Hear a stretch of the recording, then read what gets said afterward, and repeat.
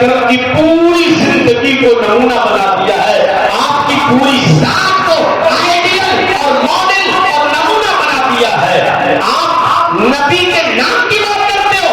نہیں، نبی کا نام تو باقی رہے گا ہی، نبی کی ہر عطا کو سنت اور اس میں حسنہ بنا دیا ہے۔ زمین پہ چلو تو ویسے جیسے محمد رسول اللہ کو چلتے ہوئے دیکھا ہے، بیٹھو تو ویسے جیسے محمد رسول اللہ کو بیٹھتے ہوئے دیکھا ہے، سو تو ویسے جیسے محمد رسول اللہ سوتے تھے، کھاؤ تو ویسے جیسے محمد رسول اللہ کھاتے تھے، پیو تو ویسے جیسے محمد رسول اللہ پیتے تھے، شادیاں کرو تو ویسے جیسے محمد رسول اللہ نے کر کے دکھائی ہے۔ اور آپ نے بتایا ہے راز یہ کہ اٹھنا، بیٹھنا، لیٹنا، سونا، جاگنا، کھانا، پینا، شادی، بیاہ، نماز، روزہ، حج، زکات، ساری عبادات ویسے کرو جیسے محمد رسول اللہ نے بتائی ہے، کیونکہ لقد کان لکم فی رسول اللہ اسوۃ حسنہ، ہم نے تو تمہارے لیے محمد رسول اللہ کو ماڈل اور آئیڈیل بنا کے بھیجا۔ یہ خیر کثیر نہیں ہے، رسول کی ذات کو ہی ماڈل بنا دیا۔ قیامت کے دن اللہ جرجی سے یہ سوال نہیں کرے گا، جرجی صاحب جو حد کی 10 پڑھتے تھے کہ 12 پڑھتے تھے۔ قیامت کے دن اللہ یہ نہیں پوچھے گا جرجی صاحب مغرب کی 5 پڑھتے تھے کہ 7 پڑھتے تھے، مولانا جرجی صاحب تراویح 8 پڑھتے تھے یا 20 پڑھتے تھے۔ اللہ یہ سوال نہیں کرے گا، اللہ یہ کہے گا ہم نے تو تمہیں ایک آئیڈیل دیا تھا، ایک ماڈل دیا تھا، ایک نمونہ دیا تھا، مجھے بتاؤ تمہاری نمازیں اس آئیڈیل اس نمونے کے مطابق ہے یا نہیں ہے؟ ہوگی تو قبول، نہیں ہوگی تو ریجیکٹ۔ وہ آئیڈیل آپ کو کسی کمپنی کا کوئی قلم، کوئی پین آپ کو پسند آ جائے اور آپ اس کا مثلاً یہ بوتل ہے 100 ml کی، 200 ml کی، آپ کو بہت پسند آئی، آپ اس فیکٹری کے پاس گئے اور آپ نے اس سے کہا صاحب یہ آپ کی کمپنی کا ہمیں ماڈل بہت پسند آیا ہے، مجھے 1000 بوتل ایسی بنا دیجیے۔ اس نے کہا ٹھیک ہے، آپ 2 دن کے بعد آ کر لے جائیے گا، آپ کا آرڈر مل گیا، میں تیار کر دوں گا، کتنا روپیہ لگے گا؟ آپ نے کہا ٹھیک میں دوں گا۔ 2 دن کے بعد لینے گئے، اس نے آپ کے ماڈل کے مطابق بوتل نہیں بنائی، اس نے سوچا اتنی بوتلیں بنانے میں بہت ٹائم لگے گا، پانی ہی تو بھرنا ہے، تو بجائے 200 ml کے ہم 1 لیٹر والی بوتل بنا لیتے ہیں، اور اس نے آپ کو 1 لیٹر والی بوتل بنا کے آپ کو دے دی۔ اور آپ نے کہا یہ کیا کیا؟ میں تو آپ کو ماڈل لے کر گیا تھا۔ اس نے کہا صاحب اس میں ٹائم لگ رہا تھا، بوتل زیادہ تھی بنتی، آپ کو پانی ہی تو پینا ہے، اس میں 200 ml ہے، اس میں 1000 ml بس اتنا ہی تو ہے، تو 5 گنا زیادہ بڑی ہو گئی ہے، بوتل بھی کم لگے گی، آپ کا خرچہ بھی کم لگے گا۔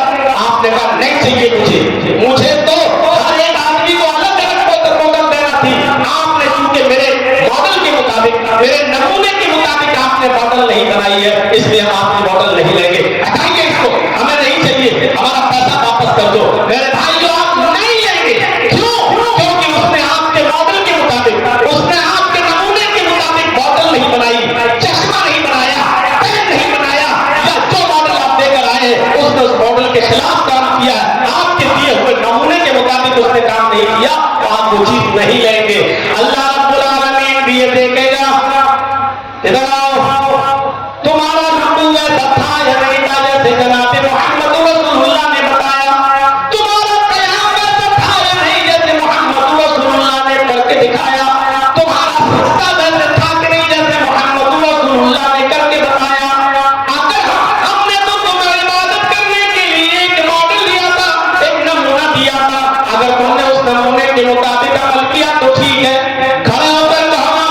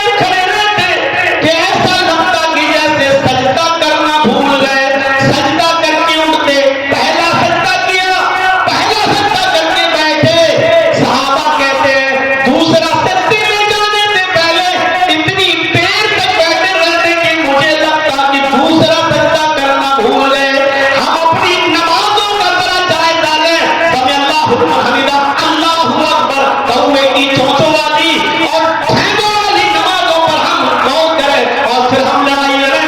मेरे भाइयों, आए नबी कौन कहता है कि आपका दीन मिट जाएगा और आपका नाम निशान मिट जाएगा? जब तक इबादतें भी आपके तरीके के मुताबिक ना हो, इबादत मेरी लेकिन तरीका आपका, जब तक मेरा बंदा मेरी इबादत आपके बताए हुए तरीके के मुताबिक नहीं करेगा, तब तक उसकी नमाज भी नहीं होगी। इसलिए फरमाया, लक़द कान लकुम फी रसूलिल्लाहि उस्वतुन हसना, हमने आपकी जिंदगी को, मोहम्मद रसूलुल्लाह की जिंदगी को लोगों के लिए तुम्हारे लिए नमूना बना दिया है। रसूलुल्लाह की जिंदगी में तुम्हारे लिए बेहतरीन आइडियल है, बेहतरीन नमूना है। इसलिए याद रखिएगा, उठना, बैठना, लेटना, सोना, जागना, खाना पीना, शादी ब्याह, नमाज रोजा, हज, ज़कात, तिजारत, बिजनेस, लेन देन, ये सारी चीजें शरीयत में मौजूद है। उसका तरीका बता कर गए हैं अल्लाह के नबी सल्लल्लाहु अलैहि वसल्लम। अगर हमारा नबी के तरीके पर नहीं है तो फिर मामला गड़बड़ है, मामला गड़बड़ है। बैठी हुई है आज तलाकशुदा लड़कियां, समाज के अंदर हालात इतने खराब हैं कि अगर किसी का शौहर मर जाए और 2 बच्चे छोड़कर जाए तो बेचारी खातून अब डर की वजह से शादी नहीं करती है कि अब लोग क्या कहेंगे, देखो 2 बच्चे भी हैं, अब इन्हीं को पढ़ाएंगे लिखाएंगे, 5 पोस्ट बड़ा कर लेंगे, अब हम दूसरी शादी नहीं करेंगे। क्यों? समाज के डर से, मुआशरे के डर से वो बैठी रहती है, लेकिन दूसरी शादी करने के लिए उसका ज़मीर तैयार नहीं होता है, उसके पास जज्बात हैं, उसके पास इरादे हैं, वो जानती है कि दूसरी शादी मेरे लिए बेहतर है, लेकिन जानती है अगर कर लेंगे तो समाज क्या कहेगा, सोसाइटी क्या कहेगी।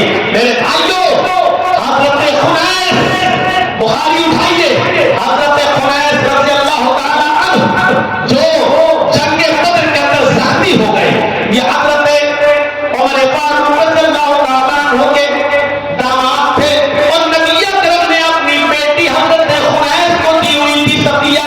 हज़रत उमर ने अपनी बेटी सफिया हज़रत खुनैस को दी हुई थी। जंगे बद्र में ज़ख्मी हो गए और फिर वो जख्म की बात ज्यादा न ला सके और इसी बीमारी में उनका इंतकाल हो गया। जैसे हज़रत खुनैस का इंतकाल हुआ और हज़रत सफिया की इद्दत खत्म हुई तो हज़रत सफिया के निकाह की फिक्र हज़रत उमर फारूक को हुई। जिस वक्त हज़रत सफिया के शौहर खुनैस इंतकाल किए, उस वक्त हज़रत सफिया की उम्र कितनी थी? जरा गौर कीजिएगा, कितनी थी? 21 साल, 21 ईयर्स, सिर्फ 21 साल। उनकी शादी की फिक्र हुई हज़रत उमर फारूक को। उमर फारूक रज़ियल्लाहु ताला को चाहते तो उनकी बेटी के लिए बड़े से बड़े रिश्ते मिल सकते थे, अच्छे से अच्छे रिश्ते मिल सकते थे, लेकिन हज़रत उमर फारूक ने बड़े दौलतमंद और अमीर रिश्ते को तरजीह नहीं दी, बल्कि अपनी बेटी के लिए हाथ मांगा तो किससे? हज़रत उस्मान गनी रज़ियल्लाहु ताला अन्हु से कहा, उस्मान तुम तो जानते ही हो कि सफिया बेवा हो गई है, खुनैस इंतकाल कर गए हैं, मुझे अपनी बेटी के निकाह की फिक्र है, क्या तुम मेरी बेटी के साथ निकाह करोगे? हज़रत उस्मान गनी ने जो जवाब दिया वो जवाब ये था कि मुझे कुछ मोहल्लत दीजिए, कुछ सोचने समझने का टाइम दीजिए। कुछ दिनों के बाद हज़रत उमर ने फिर उस्मान से पूछा, उस्मान क्या हुआ? तुमने कुछ दिन का टाइम मांगा था, मेरी बेटी सफिया से निकाह के बारे में तुम्हारा क्या इरादा है? हज़रत उस्मान कहते हैं उमर फारूक से कि उमर इरादा नहीं हो पा रहा है, मशवरा भी किया लोगों से और मैंने भी गौर किया तो अभी कोई इरादा नहीं बन पा रहा है।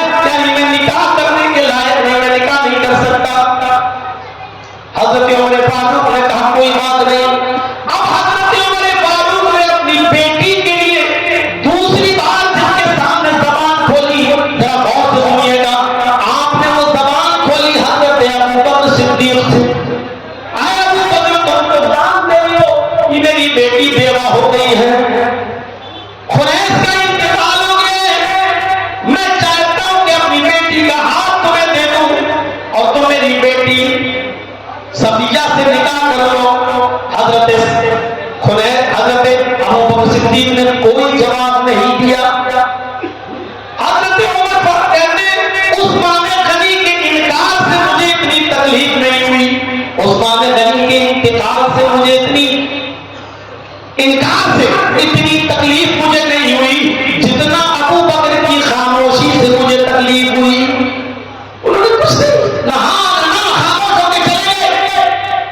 کچھ دنوں کے بعد جناب محمد رسول اللہ صلی اللہ علیہ وسلم کا پیغام آ گیا حضرت عمر سے کہ آپ کی بیٹی صفیہ پیدا ہو گئی اور میں آپ کی بیٹی صفیہ سے نکاح کرنا چاہتا ہوں۔ حضرت عمر نے خوشی خوشی اپنی بیٹی صفیہ کا نکاح محمد رسول اللہ صلی اللہ علیہ وسلم کے ساتھ کر دیا۔ میں بتانا یہ چاہتا ہوں بیٹی کی عمر کتنی ہے؟ 21 سال۔ بیٹی کے لیے امیر رشتے بھی مل سکتے ہیں، دولت مند بھی مل سکتے ہیں، لیکن حضرت عمر اپنی بیوہ بیٹی کے لیے دولت مند رشتے کی فکر نہیں کر رہے، بلکہ اپنی بیٹی کی عمر 21 سال اور اس کا کف بھی نہیں ٹوٹ رہا ہے کہ 25 سال کا لڑکا مل جائے، 26-28 سال کا مل جائے۔ ان کے لیے حضرت عثمان سے گفتگو کر رہے ہیں، عثمان کیا تم میری بیٹی سے نکاح کرو گے؟ حضرت عثمان غنی کو تقریباً حضرت عمر فاروق کی عمر کے، ذرا غور کرو، آج کے زمانے میں تو بہت جلدی کہہ دیا جاتا ہے اتنی چھوٹی لڑکی سے، ارے وہ تو اس کی بیٹی کی عمر کی ہے۔ یہ سوچ، یہ ذہنیت ہمارے معاشرے میں ہو سکتی ہے، بیٹی جیسی لڑکی سے شادی کر لی، ارے بیٹی جیسی، ارے وہ تو اس کو بیٹی بنا لینا چاہیے، ارے وہ تو اس کی بیٹی لگتی ہے۔ یہ ہمارے معاشرے میں یہ ذہنیت تو ہو سکتی ہے، لیکن شریعت کے اندر اس ذہنیت کا کوئی ثبوت نہیں ہے۔ میرے بھائیوں، پھر جب عثمان غنی نے انکار کیا تو حضرت ابو بکر کی عمر اور محمد رسول اللہ کی عمر تقریباً 2-2.5 سال کا فرق، بس اس سے زیادہ نہیں، ذرا اندازہ لگائیے۔ لیکن ابو بکر صدیق نے جب کوئی جواب نہیں دیا تو محمد رسول اللہ کے ساتھ نکاح ہو گیا۔ بعد میں حضرت ابو بکر صدیق نے عثمان غنی کو حضرت عمر کو پکڑا اور کہا شاید تم مجھ سے ناراض ہو، کہا جی میں ناراض ہوں۔ آپ خاموش ہو گئے، آپ نے مجھے جواب کے لائق نہیں سمجھا، اس لیے ناراض ہوں۔ حضرت ابو بکر صدیق نے کہا یہ ناراضگی ختم کرنے کے لیے میں آیا ہوں،